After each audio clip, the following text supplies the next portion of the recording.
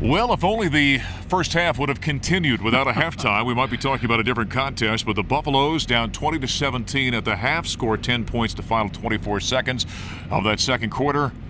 And, oh, by the way, got outscored 31-0 in the second half, ended up falling 51-17. Arizona State under the lights here at Folsom Field, along with Larry Zimmer. I'm Mark Johnson. Buffaloes 1-5 in this on the season, 1-2 rather in Pac-12 conference play. And partner, I don't know what happened in the second half, but one team showed up, the other one didn't.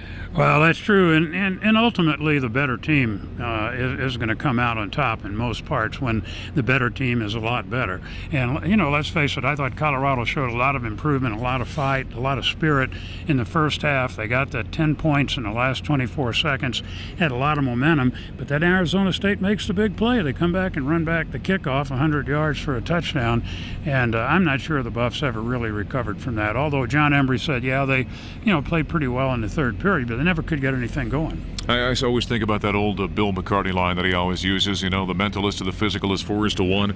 When you've got a young football team that's trying to find confidence, when you give up a 100-plus yard kickoff return for a touchdown, you could really feel the shift. And I know John said they were still fighting the sideline, but I think it was a little bit different psychological game from that point on. Oh, I agree. And suddenly they had made up to within 3 points. Suddenly they're down by 10 again. They never really recovered from that.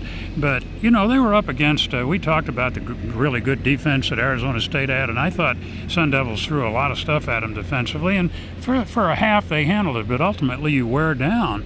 And same thing offensively. And the Arizona State offense was a quick strike, and they've got a lot of talent, a lot of guys who can do things, and that quarterback's pretty impressive, Taylor Kelly. He is. Taylor Kelly throws for over 300 yards, and I thought really at times really hurt the Buffaloes with his legs. He's the guy defensively you don't account for, and when the play broke down, he was able to, I thought, convert some big downs. Yeah, and a couple of missed tackles. They had him behind the line of scrimmage a couple of times. He was able to get away and turn it into plus yardage, and I think they ultimately were able to stop that middle that was so wide open where he scrambled for good yardage in the first half. You can't leave that middle open like that with a guy that can run.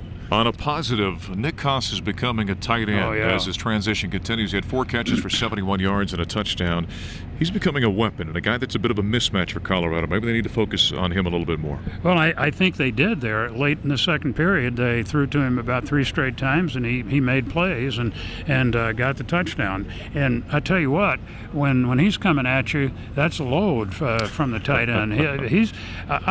I just think he's going to get better and better as the season goes on. But you know what? He's going to start drawing more attention, too. Speaking of the season going on, how about the stretch the Buffaloes have? Next week will be in Los Angeles at the Coliseum against a top 5 USC team. The week after that, Eugene, Oregon against a top 5 Oregon Duck team. And then the Buffs return home when number 17, Stanford, comes in here. This is an awful tough stretch the Buffs have coming up. Yeah, and, this team, Arizona State, was not in the top 25. They were 26. So that's 4 straight weeks that they're playing one of the top 25, 26 teams in the country. Yeah. And it's a tough stretch for a team that's trying to find its way. By the way, there was an injury in this ballgame of note. Brady Day went down, had a stinger in his neck. The good news was, as he laid on the field for about 10 minutes, he did have movement in all of his extremities.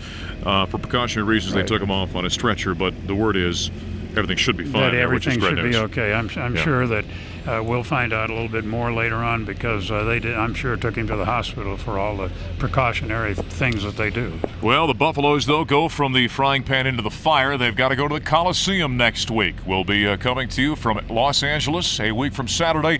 We'll hit the air 2:05 on our flagship 850 KOA with the Buffalo Stampede. Our network affiliates pick up at 2:35, and then just after 4 o'clock Mountain Time, the Buffaloes and the Trojans. This one here, it was a special night, a Thursday nighter under the lights national television audience.